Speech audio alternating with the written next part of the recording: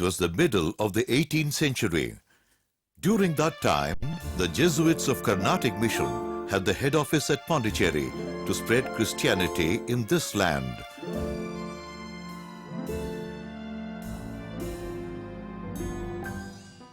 On such a mission, a French Jesuit priest, Father Gaston Laurence, traveled to India. He was traveling to India by boat.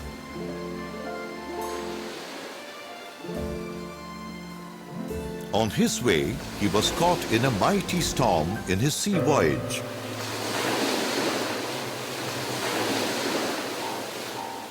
When his boat was about to sink, he pleaded to God that if he reaches the land safely, he would raise a Carmel convent and a home for the destitutes. God listened to his prayer. His journey was safe.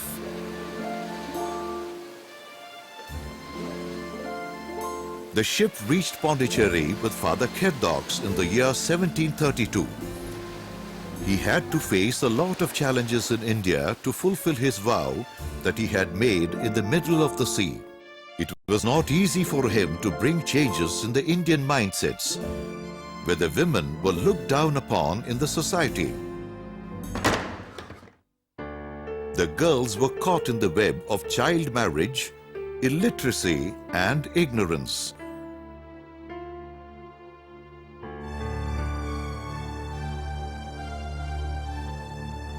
Widows were forbidden any opportunity of remarriage, and above all, the callous tradition of sati prevailed in India.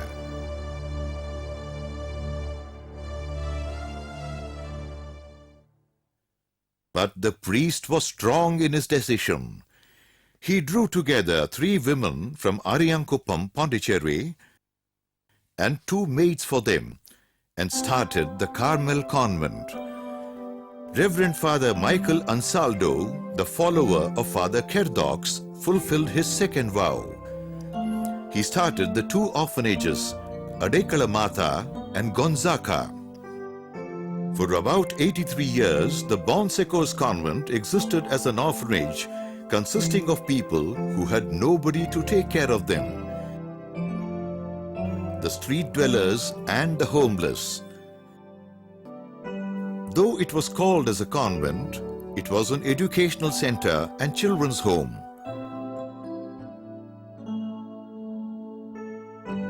The primary aim of this was to give a home for the orphans, impart education, and save the young widows and the fallen women from the evils of this society, and to equip them with technical education. Father Ansaldo opened many technical institutions, and many women were trained under skillful teachers. Thus, Secours has its roots with the Carmel convent.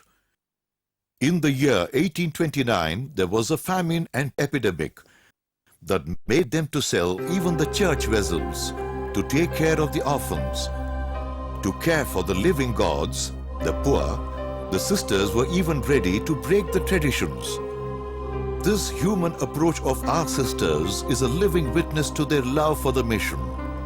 In the midst of war, famine and plague, God's hand was upon it. Reverend Father Julian Charles Lehote was the founder of this congregation. In the year 1858, Father Lehote selected 7 women from the orphanage and chose them as the first batch of nuns of Secours.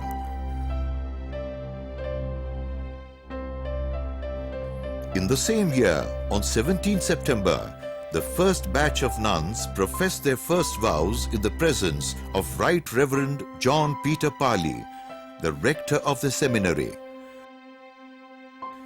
The priests felt that the Franciscan way of life would suit the young congregation, the Secours. Thus, the Franciscan Secours congregation came to the world as a ray of light on 17th September 1858. The 7 nuns of the very first batch led a very pious life, which expressed their faith in God, humanity, humility, selfless deeds in the service of the poor and the forsaken.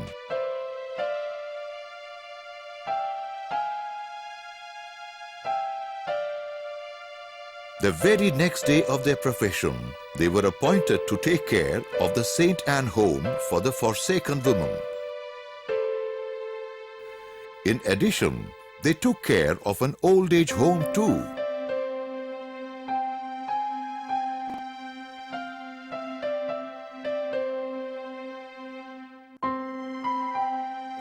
It is worth remembering that this is the place where the nuns gathered and prayed together.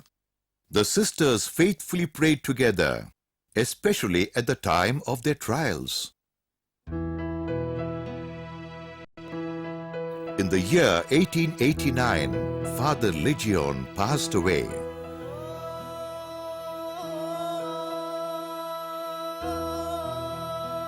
The nuns of Secours felt as if they were orphaned.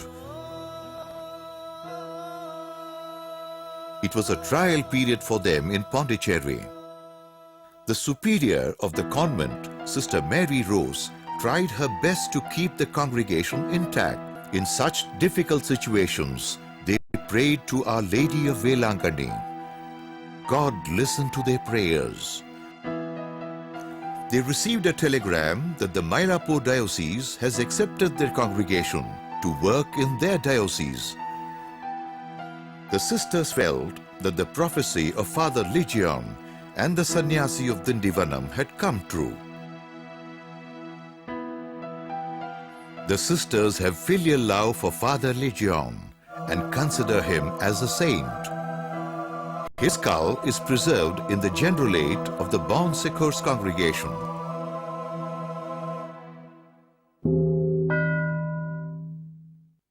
In the year 1894, August 31st, as per the order of Bishop Tom Henry Jos Reed de Silva, the Secours congregation was accepted legally by the Mylapore diocese. Thus, the congregation was led wonderfully by God's providence. In the year 1894, September 22nd, in the evening, the nuns moved from Pondicherry to Mylapore. The parochial house near the historical Madarasi Mata Church, Mylapore, was offered to the sisters as their convent. In 1894, after coming to Mylapore, the congregation took up education ministry. The first school, Lazarus, was handed over to Secours sisters by Right Reverend Monsignor F.H. Franco. The sisters proved their fidelity to the charism in accepting and taking care of the forsaken. They opened an orphanage and a hostel in Mylapore. And after that, wherever they opened their convent, they had never forgotten to open orphanages, which is a testimony to their concern and care for their charism.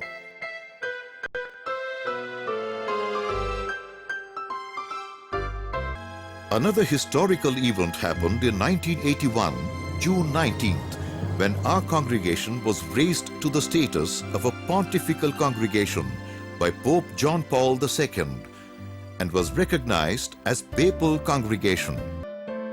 When the congregation was recognized to serve worldwide by the grace of God, there was a call to spread the gospel and serve humanity in North India. Accepting an invitation to serve in an old age home in Rome, a group of sisters reached Rome. In October 1985, a home was started in Vasto in Katy Diocese. The sisters who are serving in educational institutions are also encouraged to take up social ministries. The mission fields are built in many places to bring awareness to the villagers. Got special attention of the sisters. Mention also has to be made about the mission for the Arundhatiyar community. In the medical field, sisters concentrate on holistic healthcare ministries. We have 1,050 orphans in our 42 cottages. They are complete orphans or left with one parent. 3,355 students in our 30 Home for Children. They come from shattered homes and economically backward houses. In 4 hostels, 345 children get education. There are old age homes in Perumpannayur, Kovalam and Velankanni. Velankanni Old Age Home belongs to the diocese, but it is managed by the Bound Secours sisters.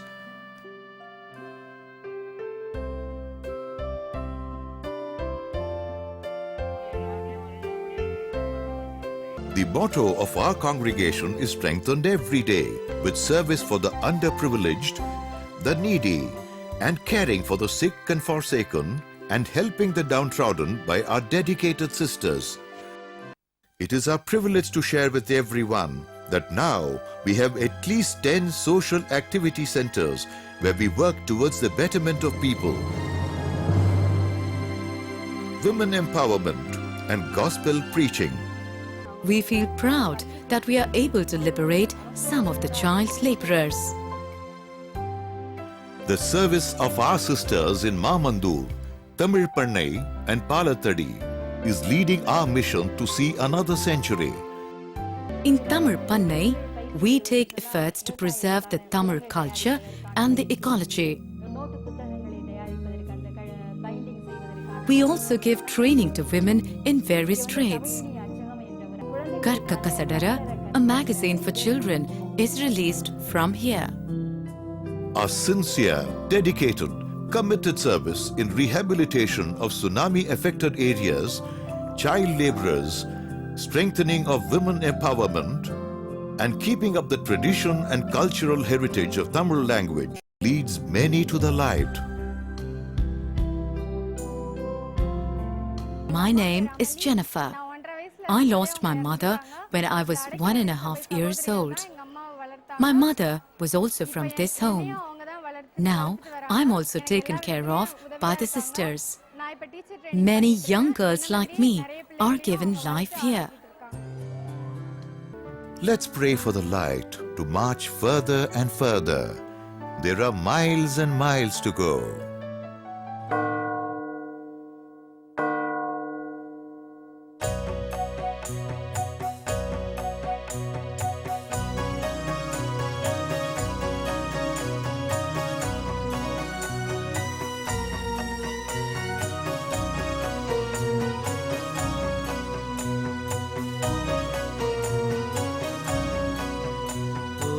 அடைக்கல அன்னையின் கண்ணியரே நல் மெழுகன உமை உருத்தி பலர் வாழ்வினில் வெளிச்சம் தந்தீ. ஓ அடைக்கல அன்னையின் கண்ணியரே நல் மெழுகன உமை உருத்தி பலர் வாழ்வினில் வெளிச்சம் தந்தீ. பிறர் நல சேவைகட்காய் நீருமையே கையளித்தீ. பிறர் நல சேவைகட்காய் நீருமையே கையளித்தீர். இறையரசினை ஒளிரச் செய்தீர். இறையரசினை ஒளிரச் செய்தீர். ஓ அடைக்கல அன்னையின் கண்ணியரே நல் மெழுகென உமை உருத்தி பலர் வாழ்வினில் வெளிச்சம் தந்தீர்.